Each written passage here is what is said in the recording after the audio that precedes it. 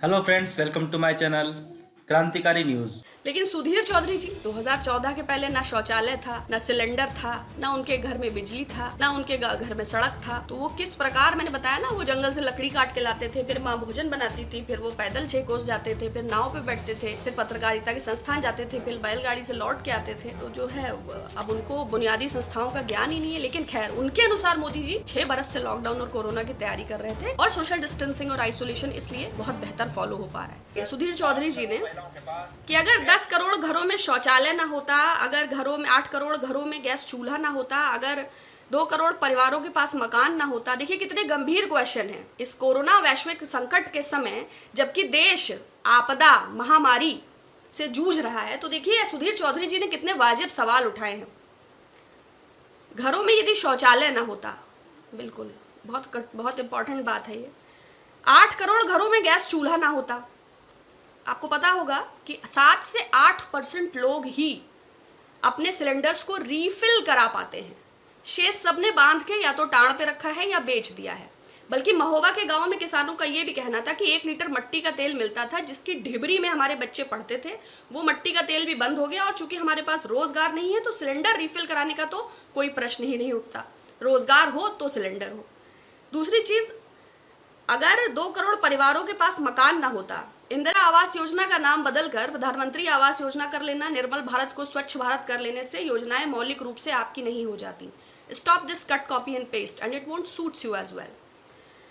अगर 18,000 गांवों में बिजली ना होती, ये भी बड़ा कठिन प्रश्न है।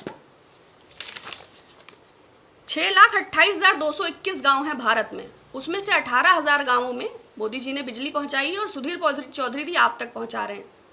एक्चुअली मुझे लगता है 2014 के पहले सुधीर चौधरी जी के घर में शौचालय भी नहीं था। बड़ी मुश्किल से जंगल से लकड़ी काट के लाते थे, फिर माँ चूल्हे पर रोटी पकाती थी, फिर ये पैदल, सड़कें भी नहीं थी तो पैदल 2.5 कोस चल के नदी पार करके नाव से फिर बैलगाड़ी पे बैठ के पत्रकारिता के संस्थान में जाते थे।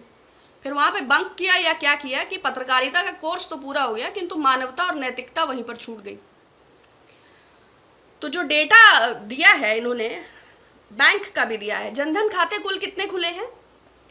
अगर आप जाएंगे तो जनधन की वेबसाइट पर ही ये मेंशन है कि 22% खातों में तो फूटी कौड़ी भी नहीं है। बाकी खातों की भी क्या स्थिति है वो उसमें दिया हुआ है। रिफिल का मैंने आपको बता ही दिया। बिजली का 18,000 गांव भी मैंने आपको बता दिए। 1947 में जब भारत आजाद हुआ तो 1500 गांव विद्युतीकृत थे। अगर चौधरी जी का बस चले तो थॉमस एल्वा एडिसन और माइकल फैराडे विद्युत के आविष्कार से भी मोदी जी को जोड़ दें कि नील आर्मस्ट्रांग ने पहला पांव नहीं रखा था, वो तो मोदी जी पहले चंद्रमा पे चढ़े थे। अगर चौधरी जी का बस चले तो वास्को डिगामा ने समुद्री मार्ग की खोज नहीं की थी, वो भी मोदी जी ने ही की थी। तो 2014 के पहले कोई बुनियादी सुविधाएं नहीं थी। तो बुनियादी सुविधाएं भी 2014 के पहले सुधीर चौधरी जी को उपलब्ध नहीं थी। ये बहुत प्रख्यात पत्रकार हैं। अगर आप विकिपीडिया पे जाते हैं तो आप पाएंगे कि जो है इनका राशि जो है वो मिथुन राशि है।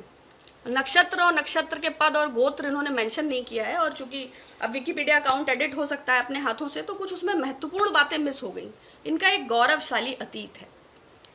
2012 में जिंदल स्टील्स प्राइवेट लिमिटेड से 100 करोड़ रुपए extortion money, 100 crore extortion money, extortion समझते हैं, रंगदारी, यू अंडरस्टैंड, अवैध वसूली।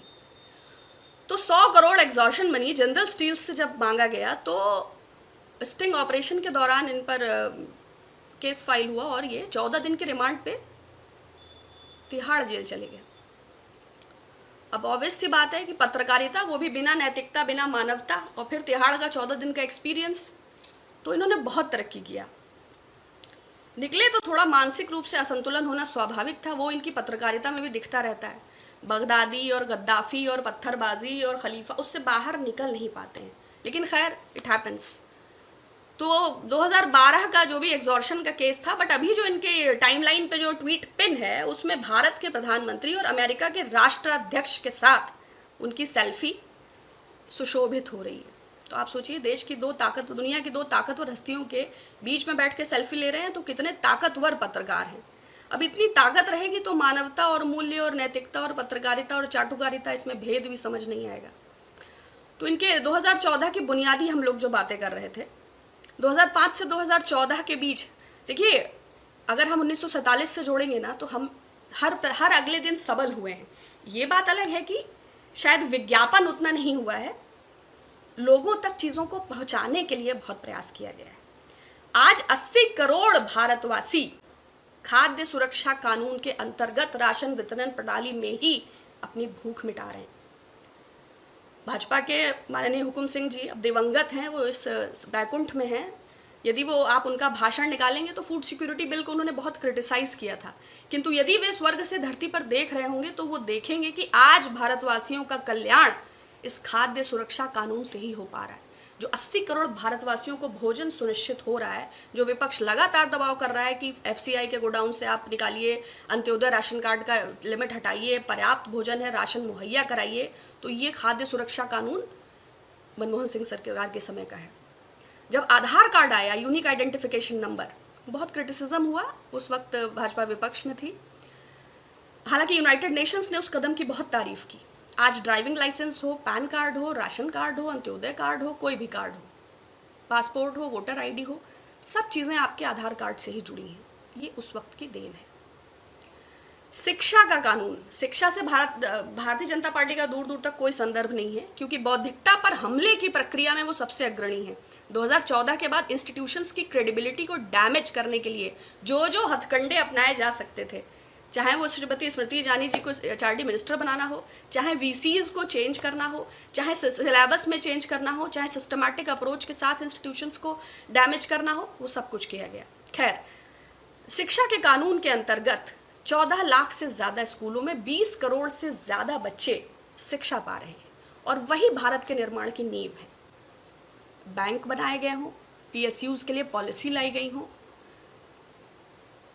मनमोहन सिंह जी न केवल विश्व प्रसिद्ध अर्थशास्त्री और हम्बल व्यक्ति हैं, वो योजना आयोग के भी अध्यक्ष रहे हैं, वो यूनिवर्सिटी ग्रांट कमीशन के भी अध्यक्ष रहे हैं, वो वित्त मंत्री के सलाहकार भी रहे हैं, वो आरबीआई के गवर्नर भी रहे हैं, वो स्वयं भी वित्त मंत्री रहे हैं, वो 10 बरस भारत के प्रधानमंत्री रहे हैं, और अपने योगदान और गुणवत्ता के आधार पर उन्होंने फिस्कल डेफिसिट को कम किया जब राजकोषीय घाटा बहुत ज्यादा था, आर्थिक नीति में उदारीकरण लाए, भारत की अर्थव्यवस्था को गति दी, बेरोजगारी जो सबसे बड़ी समस्या थी, मनरेगा रोजगार एम्प्लॉयमेंट गारंटी कानून आया, 100 दिन का वेतन सुनिश्चित हुआ दिहाड़ी, और उसमें भी बहुत बड़ा कदम कि महिला और पुरुषों को बराबर वेतन मिलेगा।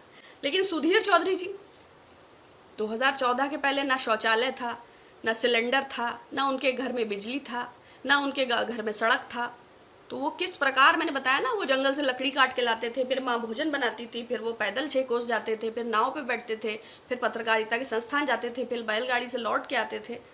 तो जो है अब उनको बुनियादी संस्थाओं का ज्ञान ही नहीं है। लेकिन खैर, उनके अनुसार मोदी जी 6 बरस से लॉकडाउन और कोरोना की तैयारी कर रहे थे, और सोशल डिस्टेंसिंग और आइसोलेशन इसलिए बहुत बेहतर फॉलो हो पा रहा है। तो पहले तो मैंने 2014 की उनकी गलतफहमी दूर की कि बुनियादी क्या था और क्या नहीं था।